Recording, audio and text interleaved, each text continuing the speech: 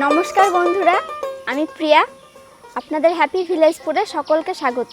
আজকে যেটা আমি রান্না করব সেটা অনেক পুরনো একটি পদ, কিন্তু বাঙালির কাছে আজও নতুন। সেই রান্নাটি হলো লাউ দিয়ে সরষে ইলিশ।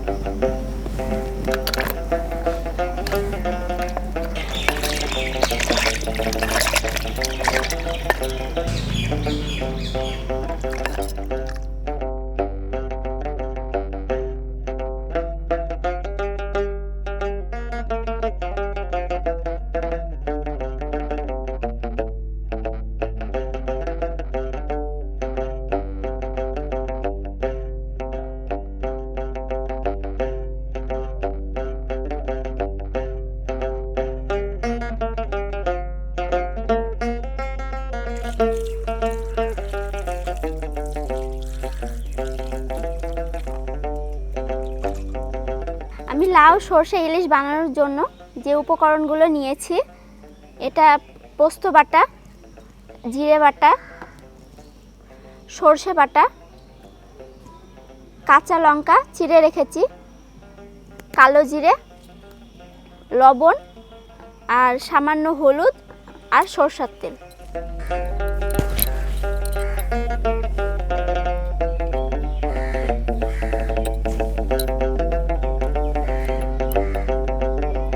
সরষের তেল দিলাম।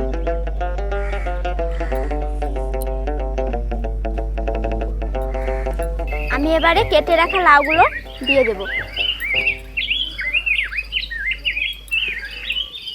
এর মধ্যে দিয়ে দেব সামান্য লবণ।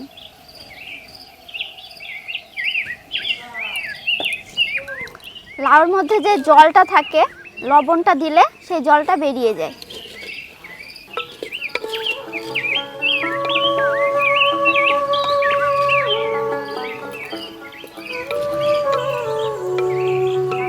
জল বেরোতে শুরু করে দিয়েছে।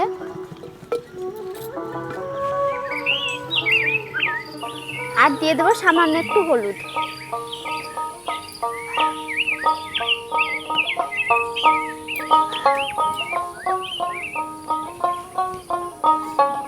এবারে দিয়ে দেবো জিরে বাটা।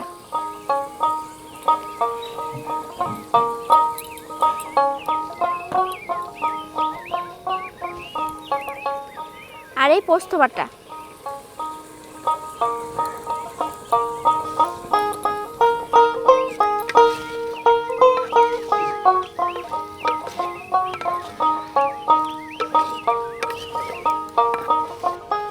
আর আমি এখানে 4টে কাঁচা লঙ্কা চিড়ে রেখেছি, এই 4টে লঙ্কা আমি দিয়ে দেব।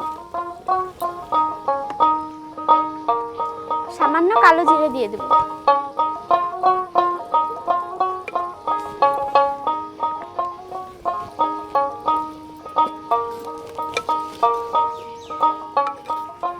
এবারে ঢাকনা দিয়ে কিছুক্ষণ এটা হতে দেব। এই রান্নাটা আমি আমার ঠাকুমার কাছ থেকে শিখেছি। আর আমি যখন এই রান্নাটা ঠাকুমার কাছে খেয়েছিলাম তখন আমার খুব ভালো লেগেছিল। আর আমি ঠাকুমাকে জিজ্ঞাসা করেছিলাম যে রান্নাটা কীরকম করে করতে হয়। আমার এই খাবারটা এতই ভালো লেগেছিল, আজকে আপনাদের সাথে আমি এই রান্নাটা শেয়ার করছি। লাউটা সেদ্ধ হতে আর 5 থেকে 7 মিনিট লাগবে। তারপরে আমি সরষে বাটা দিয়ে দেব, আর তারপরে মাছটা দিয়ে দেব।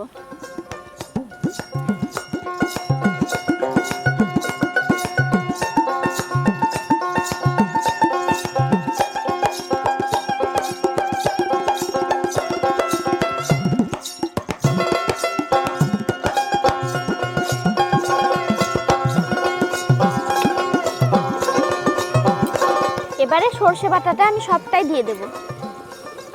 আর লক্ষ্য করে দেখেছেন আমি এই রান্নাতে কোনো জল ব্যবহার করিনি, কারণ লাউয়ে অনেকটাই জল থাকে, সেই জলেই রান্নাটা হয়ে যায়।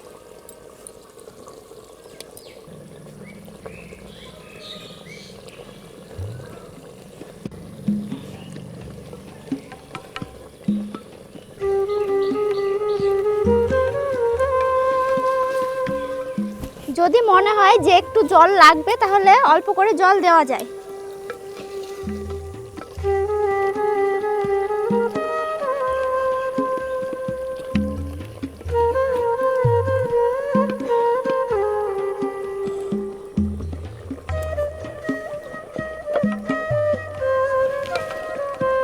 এটা প্রায় সেদ্ধ হয়ে এসেছে, এবার আমি মাছটা দিয়ে দেব।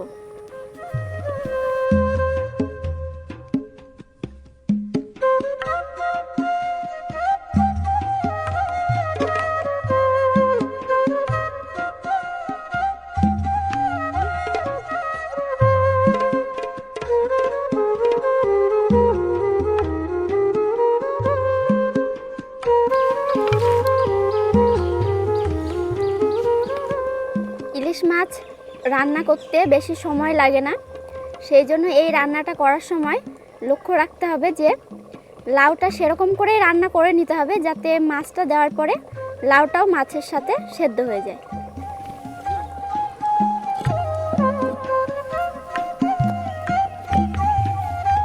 মাছটা আর লাউটা আর কিছুক্ষণ হবে, তাহলেই লাউ সরষে ইলিশ একদম রেডি।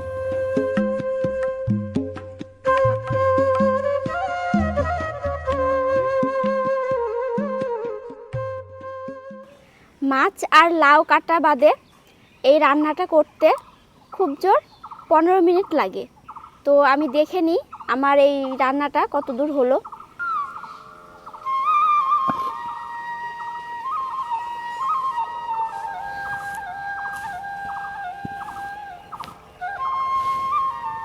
লাউ সরষে ইলিশ একদম রান্না হয়ে গেছে, আমি এবার এটাকে নামাবো।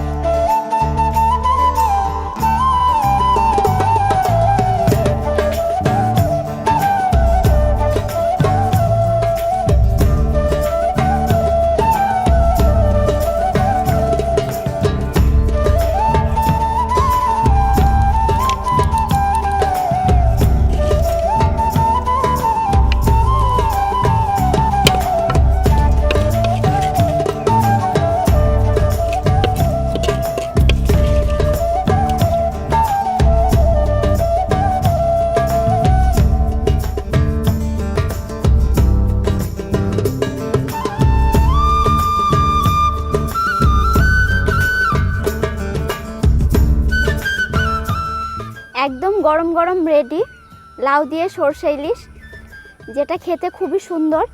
আর আপনারা এটা বাড়িতে রান্না করে দেখুন যে খেতে কতটা সুন্দর হয়। তো আর কিছু বলার নেই, আপনারা আমাদের চ্যানেলের সাথে থাকবেন, পাশে থাকবেন। আর এই রান্নাটা কেমন হলো বাড়িতে রান্না করে অবশ্যই কমেন্টে জানাবেন, আর চ্যানেলটিকে সাবস্ক্রাইব করবেন। ধন্যবাদ, সকলে ভালো থাকবেন, সুস্থ থাকবেন।